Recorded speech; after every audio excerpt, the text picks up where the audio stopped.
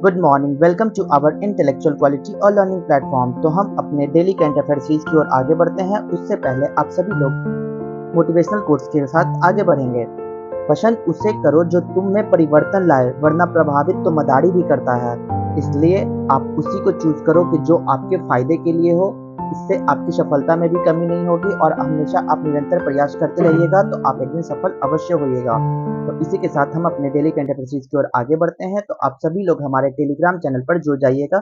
यहाँ पे आपको सारे पीडीएफ प्रोवाइड होंगे हमारे यूट्यूब सेशंस के। तो चलिए 3 नवंबर 2023 के सारे करंट अफेयर्स को डिटेल में कवर करेंगे, तो वीडियो के अंत तक बने रहिएगा।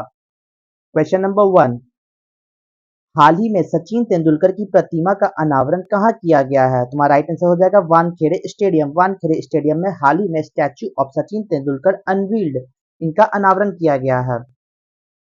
1 नवंबर 2023 को महाराष्ट्र के मुंबई के वानखेड़े स्टेडियम में क्रिकेट के दिग्गज सचिन तेंदुलकर की आदमकद प्रतिमा का अनावरण किया गया है। प्रतिमा में तेंदुलकर को गति करते स्ट्रोक खेलते हुए दर्शाया गया है और इसे सचिन तेंदुलकर स्टैंड के बगल में रखा गया है। इस प्रतिमा का निर्माण राज्य के अहमदनगर के चित्रकार मूर्तिकार प्रमोद कांबले ने किया है। यह नवंबर 2013 में वेस्ट इंडीज के खिलाफ मुंबई में भारत के लिए तेंदुलकर के आखिरी मैच के लगभग एक दशक बाद की कहानी है और इसी को रिप्रेजेंट किया गया है उनके स्टैचू से। तो अभी हाल ही में सचिन तेंदुलकर का स्टैचू कहाँ पे बना है? तो वानखेड़े स्टेडियम कहाँ पे है? ये तो मुंबई में। तो चलिए नेक्स्ट क्वेश्चन चलते हैं। क्वेश्चन नंबर 2 में, हाल ही में किसने भारतीय नागरिकों के लिए वीजा मुक्त प्रवेश की घोषणा की है? हमारा राइट आंसर हो जाएगा थाईलैंड। थाईलैंड ने अभी हाल ही में वीजा फ्री एंट्री कर दिया है इंडियन सिटीजन के लिए।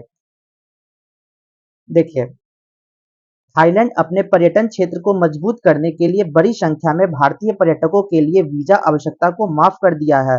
प्रधानमंत्री श्रेथा थाविसिन ने 31 अक्टूबर 2023 को कैबिनेट बैठक के बाद बताया कि इस साल 10 नवंबर से अगले 10 मई तक भारतीय पर्यटक बिना वीजा के थाईलैंड में प्रवेश कर सकेंगे। तो ये प्रधानमंत्री कहाँ के हैं? श्रेठा थाविसिन तो मलेशिया के, थाईलैंड के प्रधानमंत्री है, थाईलैंड के। ओके, तो हाल ही में 10 नवंबर से अगले 10 मई तक 31 अक्टूबर के 2023 के बैठक में उन्होंने ये बताया कि 10 नवंबर से लेके अगले साल 10 मई तक भारतीय पर्यटक जो यहाँ पे इंडियन टूरिस्ट है वो फ्री में विदाउट वीजा से थाईलैंड में एंटर कर जाएंगे और थाईलैंड की टूरिस्ट प्लेस को आराम से घूम सकेंगे।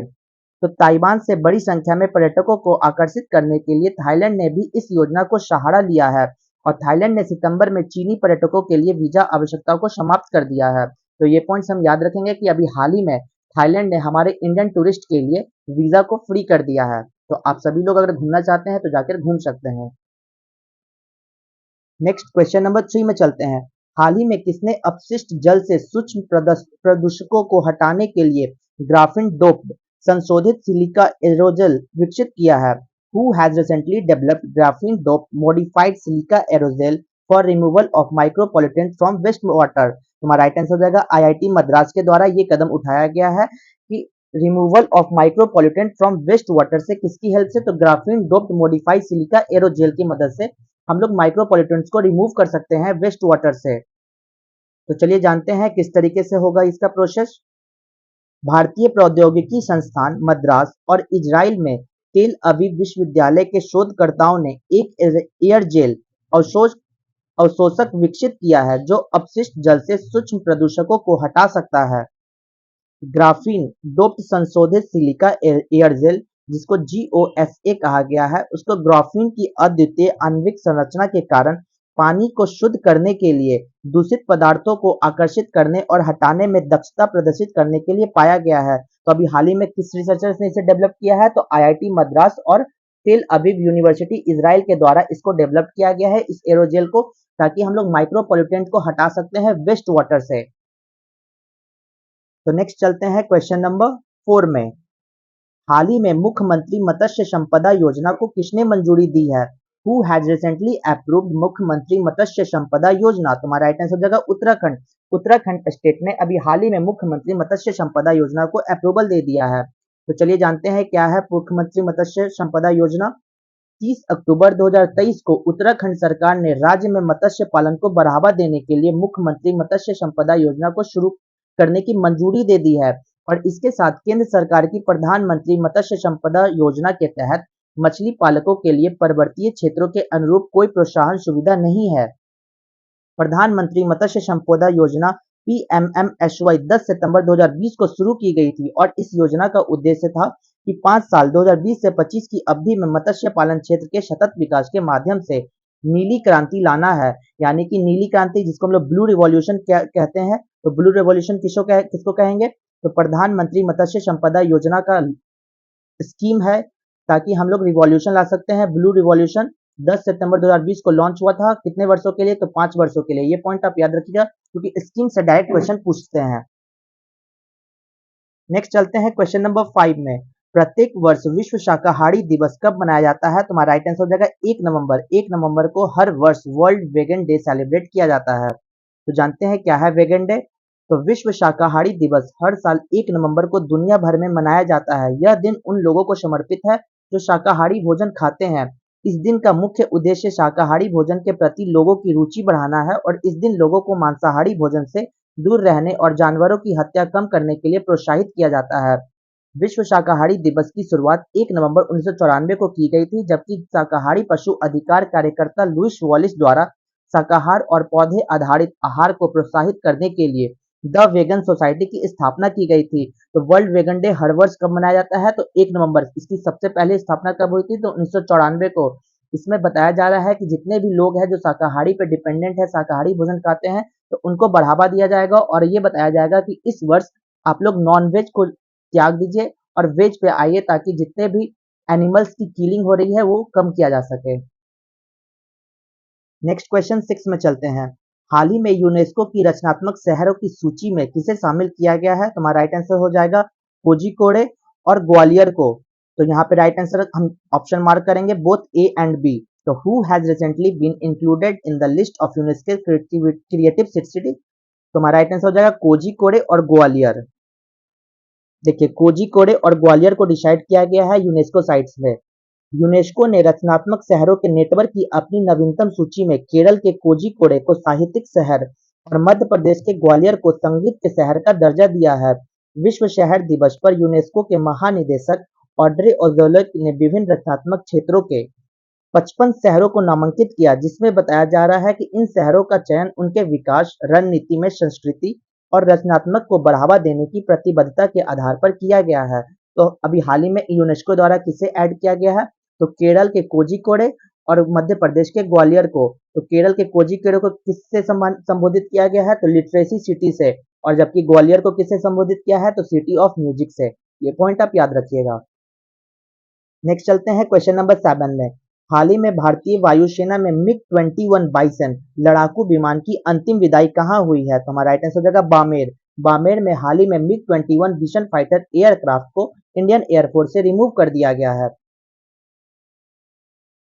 देखिए 31 अक्टूबर 2023 को मिग-21 बाइसन विमान ने राजस्थान में बाड़मेर जिले के उत्तराइल वायु सेना स्टेशन पर अपनी आखिरी उड़ान भरी और इस अवसर को चिन्हित करने के लिए मिग-21 बाइसन ने SU-30 MKI के साथ उड़ान भरी और इस समारोह के दौरान तीनों सेनाओं के जवान मौजूद रहे वहां पे। तो 6 दशकों से सेवा में रहे इन पुराने विमानों को स्वदेशी light combat aircraft LCA mark 1A द्वारा प्रतिस्थापित किया जाएगा और air chief marshal VR Chaudhari ji ने 2024 तक सभी मिग-21 को रिटायर करने की योजना का खुलासा भी किए हैं। नेक्स्ट क्वेश्चन में चलते हैं 8वां नंबर में। हाल ही में दूसरा रोहिणी नैयर पुरस्कार 2023 किसे प्राप्त हुआ है? Who has recently received the second Rohini Nayyar award? तुम्हारा राइट आंसर हो जाएगा दीनानाथ राजपूत। दीनानाथ को दूसरा रोहिणी नैयर पुरस्कार से सम्मानित किया गया है। इंजीनियर से सामाजिक कार्यकर्ता बने दीनानाथ राजपूत को ग्रामीण विकास में उनके उत्कृष्ट योगदान के लिए दूसरे रोहिणी नैयर पुरस्कार से सम्मानित किया गया। दूसरा रोहिणी नैयर पुरस्कार 15वें वित्त आयोग के अध्यक्ष NK सिंह द्वारा प्रदान किया गया, जो मुख्य अतिथि भी थे। तो सेकंड रोहिणी नैयर अवार्ड किसके द्वारा प्रस्तुत किया गया? तो NK सिंह के द्वारा किया गया। ये NK सिंह कौन थे? तो chairman of the 15th finance commission, 15वां कमीशन फाइनेंस कमीशन के चेयरमैन कौन? NK सिंह थे, जिन्होंने चीफ गेस्ट के तौर पे यहाँ पे प्रेजेंट हुए थे और रोहिणी नैयर के रूप में इन्होंने सेकंड रोहिणी नैयर अवार्ड किसे दिया? तो दीनानाथ राजपूत को। तो डेली करंट अफेयर सीरीज का ये लास्ट क्वेश्चन है। हाल ही में विश्व की पहली यात्रा उड़ने वाली टैक्सी EH216S को किसने मंजूरी दी है? तुम्हारा राइट आंसर हो जाएगा चाइना। चाइना के द्वारा अभी हाल ही में अप्रूवल दिया गया कि वर्ल्ड का first passenger flying taxi EHT16S है। तो चलिए जानते हैं क्या है। तो देखिए, गुआंगझाओ चीन स्थित कंपनी ई हैंग को अपनी 2 यात्री स्वायत्त एयर टैक्सी EH216S के लिए दुनिया का पहला उड़ान योग्यता प्रमाण पत्र टाइप सर्टिफिकेट प्राप्त हुआ है। अमेरिका में सूचीबद्ध कंपनी ई हैंग ने खुद को यह प्रमाण प्राप्त करने वाली पहली कंपनी घोषित किया है। जो इसके सीईओ कौन है? तो हुआजी हू ने कहा कि यह उपलब्धि संयुक्त राज्य अमेरिका, यूरोप और दक्षिण पूर्व एशिया में समान प्रमाण पत्रों को मार्ग प्रशस्त करेगी। तो अभी हाल ही में किन्होंने, तो चाइना ने अभी हाल ही में ई हैंग को अप्रूवल प्राप्त किया है। वर्ल्ड का पहला एयर वर्दीनेस सर्टिफिकेट प्राप्त किया है। कौन? तो चाइना ने। इसमें क्या है? तो इसमें 2 पैसेंजर ऑटोनोमस और ये एक एयर टैक्सी है जो हवा में उड़ाई जाएगी। इसका नाम क्या है? EH216S। तो चलिए रिवीजन बैच में चलते हैं। 2 नवंबर 2023 के सारे करंट अफेयर्स को रिवीजन मोड में हम कवर करेंगे। हाल ही में किसे 8वीं बार बैलन डी ओर पुरस्कार से सम्मानित किया गया? तो लियोनेल मेसी को। क्वेश्चन नंबर 2, हाल ही में चर्चा में रहा सिंगूर संयंत्र विवाद किससे संबंधित है? तो वेस्ट बंगाल से।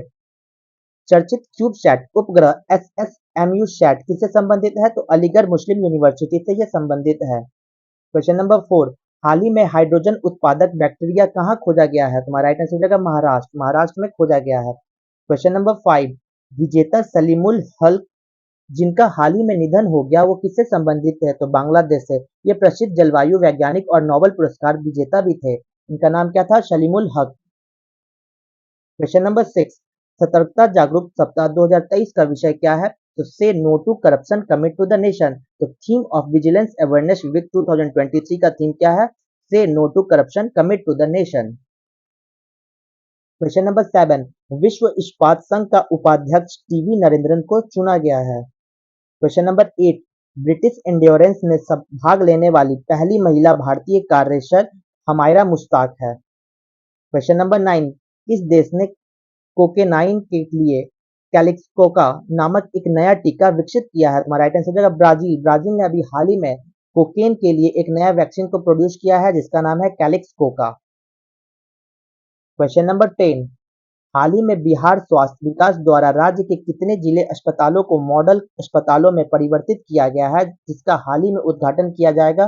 वो संख्या 5 है। तो चलिए क्वेश्चंस ऑफ द डे में चलते हैं। तो आज का क्वेश्चन क्या है हमारा? India's largest inland saline wetland system is located in which of the following state? Bharat की सबसे बड़ी अंतर्देशीय लवणीय आर्द्र भूमि प्रणाली निम्नलिखित में से किस राज्य में स्थित है? Option A Gujarat, option B Rajasthan, option C Orissa और ऑप्शन डी आंध्र प्रदेश। तो आपको आंसर कमेंट बॉक्स में देना होगा। इस तरीके से आप सारे क्वेश्चंस ऑफ द डे को कलेक्ट करके आप एक अच्छा क्वेश्चंस आप कलेक्ट कर सकते हैं और इससे आपको इम्प्रूवमेंट होगी। तो चलिए कुछ इंटरेस्टिंग फैक्ट की ओर आगे बढ़ते हैं। तो हम कवर कर रहे थे list of countries capital and currency, triple C, countries capital and currency. तो हमें बस याद रखना होगा कंबोडिया। कंबोडिया का कैपिटल क्या है? फनोम पेन और इसकी करेंसी है रियाल। कैमरून की क्या है? याओंडे और सेंट्रल अफ्रीकन CFA फ्रांक इसकी करेंसी है। कनाडा का कैपिटल ओटावा और इसकी करेंसी है कैनेडियन डॉलर। कैप वर्दे का कैपिटल है प्राया और इसकी करेंसी है कैप वर्दन स्क्यूडो।